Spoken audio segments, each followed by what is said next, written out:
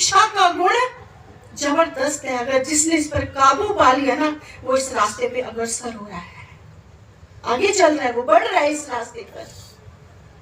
श्रद्धा, तितिक्षा के बाद श्रद्धा। अब जो ये श्रद्धा है, गुरु पर अगर श्रद्धा नहीं तो जीव कुछ भी नहीं। गुरु गोविंद दोनों खड़े, काके लागू पाए, बलिहारी गुरु अपने जिन गोविंद दियो मिलाए। इतनी श्रद्धा, क्योंकि गुरु का मतलब क्या है?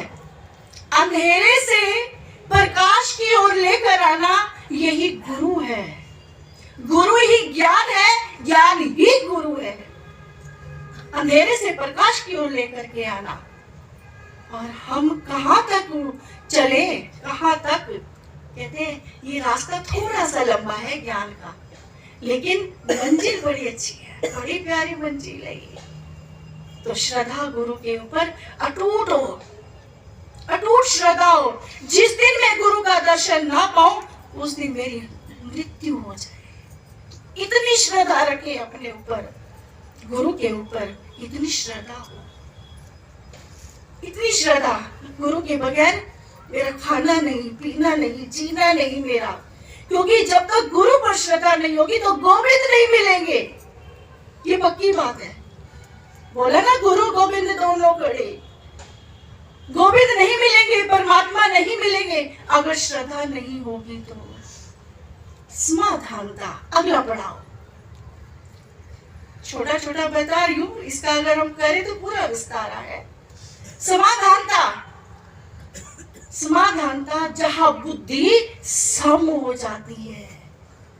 समाधान, बुद्धि कहां सम होती है?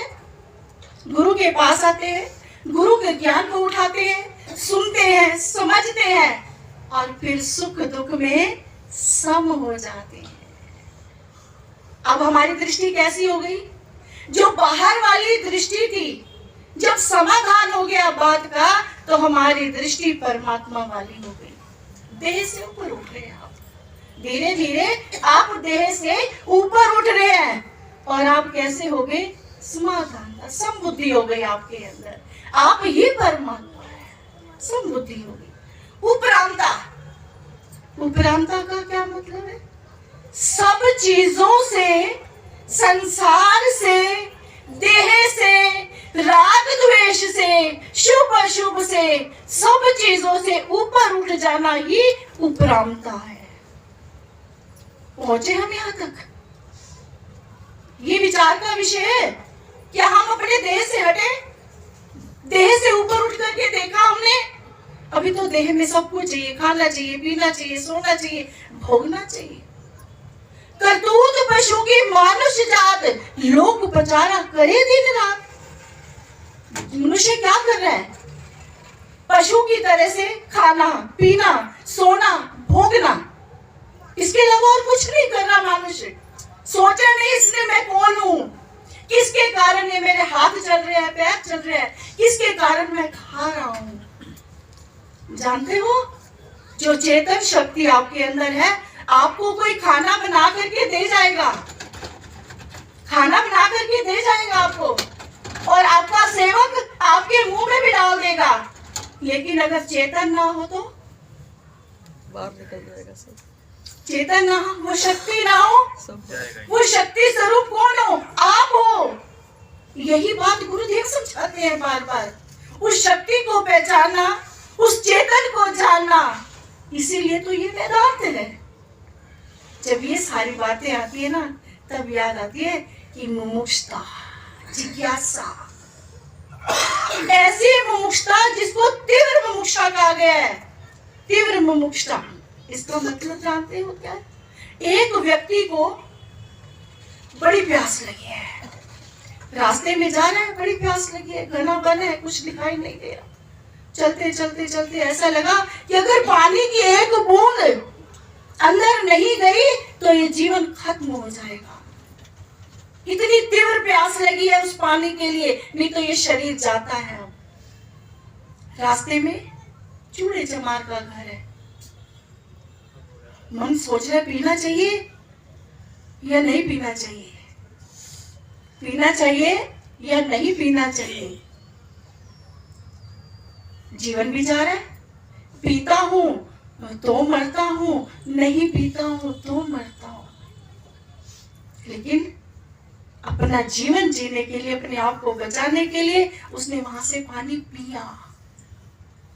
देखा कितनी कितनी तीव्र प्यास थी, पिया वहां से पानी। हमें भी गुरुदेव कहते हैं कोई छोटा नहीं है, कोई बड़ा नहीं है, कोई ऊंच नहीं है, कोई नीच नहीं है, सब समान है, सब समान है। जहां से मिल जाए वहां से पी लो इस सत्संग को, वैसे ग्रहण कर लो, वैसे ग्रहण कर लो। आपने साधन चतुष्टय का जो आज हमें समय दिया उसको पूरा करने का बहुत अच्छा लगा हमें।